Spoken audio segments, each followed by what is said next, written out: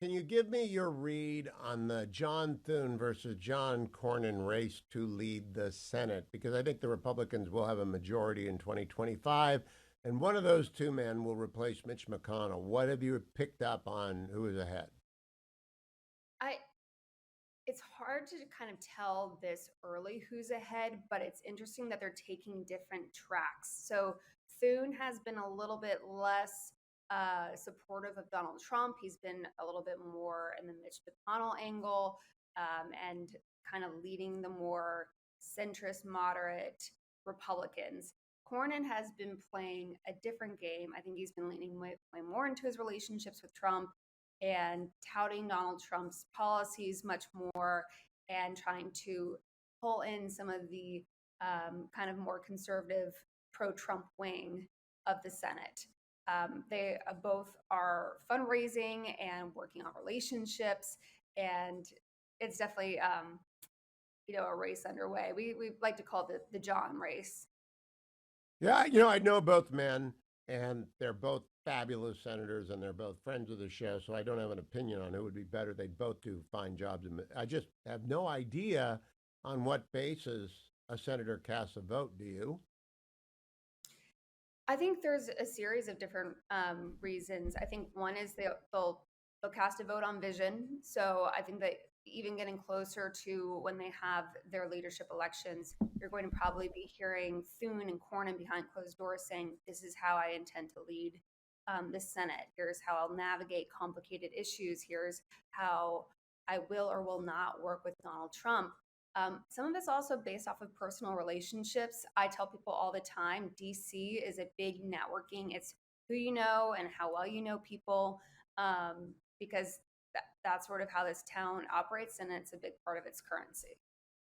So there are 11 races that Republicans think they can pick up. I'm not going to bother talking about West Virginia and Montana because I think they're in the bag.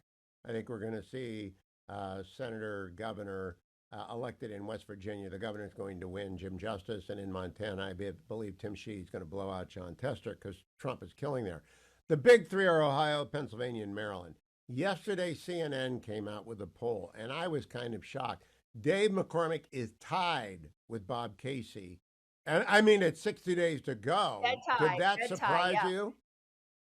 Um, you know, I don't know if it surprises me because I think that we've been seeing this trend with the battleground states, and maybe Kamala Harris and Joe Biden are also in a tie in that state, and maybe it's some of the down ballot effect that's happening there. But I also think that September is sort of a weird month when you're looking at polls, and maybe in like another week or another two, we start really sort of seeing people really starting to articulate how they're going to vote. Um, in the presidential, we'll also see it shaped by the upcoming presidential debate. But yeah, it's definitely one of those races, especially as a reporter, we love kind of watching the heated neck and neck kinds of races. I have to say, I think Dave McCormick is the equal of any Senate candidate I've ever seen campaign. And I've been doing this since 1990. I remember, stumping for John Thune in California and doing event after event after event before I joined the Post and had to leave off doing political events. But I thought John Thune was a great candidate. He lost the first time, won the second time, beat Tom Daschle. I think Dave McCormick is his equal on the stump. That brings me to Ohio. I personally think Bernie Moreno is underrated by Democrats. He's got sparkle. And I moderated the debate that he did with J.D. Vance and Matt Dolan back then. I think he's got sparkle, and I think having J.D. Vance on the ticket helps him. How do you view Moreno versus Sherrod Brown, who I like to say has never had a real job? He has never not worked for the government, state legislature, Congress, Senate, 50 plus years getting the government to pay his dollar. I just think Ohio is going to just turn him out. It's time. What do you think? So there was a moment during the primary when Moreno pulled out that Democrats did this celebration, and it's hard to tell is whether they really think they had a better shot of beating Moreno or if that was just sort of a messaging ploy. But they were kind of hoping Moreno would pull out. They felt like he was a little bit more of a conservative choice, and they wanted to contrast them. And the incumbent has shown a real talent for being in these heated races and navigating through and pulling out successfully. So that's also a really tough one. I get asked all the time when I think about these races, and as a reporter, you don't want to step in some doo doo by by predicting when really it's going to be really close. And I do think what happens on the broader presidential stage is going to also influence them. Yeah, let me go out on a limb. Since Ohio went red, Sherrod Yeah, Brown has not had to be on the ballot with a presidential candidate. He's never been on the ballot at the same time that Trump pulls everybody out and the turnout turns up. I think that'll be over early. I'm going out on a limb. I think Ohio's going to elect Bernie Moreno early. Let's talk excellent. about Maryland. Larry Hogan was on last week. I've loved Larry forever, even though he's a Ravens fan. The guy was a very popular governor. Crime in Prince George's County, where Angel Brook, Ashla, Ashla, how do I say her last name? Is it Ashbrook or I'm I blanking on it too? I can't I can't remember. But Larry Hogan, everybody knows Larry. I think he's going to win, but I don't have any data. What do you know? What do you hear? So he has incredible name recognition. And I think that if any Republican can pull it out, people think it's going to be Larry Hogan. He's been very careful about how he works with Donald Trump and how he sort of aligns himself when he criticizes. And that's a kind of strategic approach for a state that is white, purple, blue, and has these like very blue metropolis areas. So he does have a huge advantage there.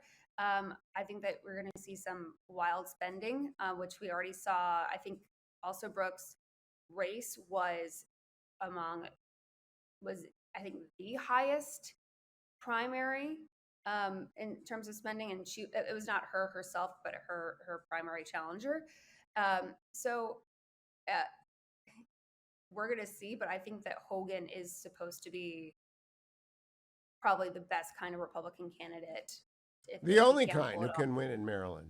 Maryland's a Yes. deep blue state, but Larry Hogan was a phenomenally successful governor. Let's talk now about the ones that the Republicans are behind but gaining. Arizona, yesterday CNN said, to my surprise, Kerry Lake's only 3 points behind Ruben Gallego, but Ruben Gallego is really a radical. Nevada, Sam Brown has not closed to single digits according to CNN yet. I think that's crazy given that Trump's 5 points up there. And Michigan, where Mike Rogers is a fabulous candidate from Michigan. Mhm. Wisconsin, Eric Hovde, I always say his name wrong. Eric Hovde is closed to within single digits. New Mexico, not yet. Domenici down there is a big name. And then finally, Virginia, which is the longest of the long shots. Of those 6 races, Arizona, Nevada, Michigan, Wisconsin, New Mexico, and Virginia, which ones do you think the Republicans have the best shot in? Oh, that's a good one. Again, it's Arizona, Nevada. Arizona's Kerry Lake, Nevada's Sam Brown, Michigan is Mike Rogers, Wisconsin is Eric Hovde I would against say Tammy Mike Baldwin. Rogers and Sam Brown. I think that it's kind of going off of the those are some of the candidates that I think Republicans think are just genuinely strong, and they hope that maybe in the final couple weeks stretch before the election, they're going to be able to shift points. And Nevada is, I think, interesting in terms of how they do polling, especially they deal with a lot of border issues. And if Trump is able to maybe pull him up, maybe there's something not resonating in the polls there. But I think that Republicans have optimism there. And Mike Rogers also is coming in with experience and name recognition. It's also just going to be a test of what the conditions are in the broader national scene. So let me give you an Arizona check. Yeah. Until Doug Ducey got behind Kerry Lake, I was doubtful that she could win because she needs the Ducey Republican. He's a fabulously popular governor, and Kerry Lake branded herself with the election recount, and she had to unbrand herself, but she got lucky. Ruben Gallego is not Kristen Sinema, is not Mark Kelly. He is a radical leftist, and she is only 3 points down in the new CNN poll. And Doug Ducey just got in a week ago, endorsing her. And I think that's going to bring home the McCain Republican. So watch that space. Have you Have you talked? I don't know Ruben Gallego except by his record. The guy, I honor his military service, but he votes on the hard left. What is he trying to He run definitely has away from more of a that? he definitely has more of a progressive record, but I don't know if Ducey will bring the McCain Republicans. And I just say that because Cindy McCain and some of the McCain family are very much not fans of Carrie Lake, and you can see it sort of spilling out on social media. I think that Carrie Lake had gone after McCain too much in the past. She tried to then patch things up when she realized that the McCain name was pretty important for her moving forward in this race. And um, I think that Cindy McCain, if I'm recalling the tweet correctly, has had some sort of like essentially like go to hell sort of response. And so I don't know if that is going to influence some of the McCain voters or how closely they're even paying attention to that. But Ducey definitely is some sort of stamp of approval. And that's something that Carrie Lake has been able to do um, this election cycle is she's been able to get the NRSC to come back her, the more of the establishment. She's run a kind of more toned down, different kind of campaign, which she needed to do in order to get this sort of support of the establishment. I had her on yesterday. She talking about border and crime, then crime in the border, then border and crime, and then she talked about crime in the border. And you know what? That's good, and Ducey helps a lot. Let me close by asking you about the House. I don't follow it Yes. closely enough because the generic ballot doesn't mean anything to me. What's the feeling that you have about whether or not the Republicans hold their majority?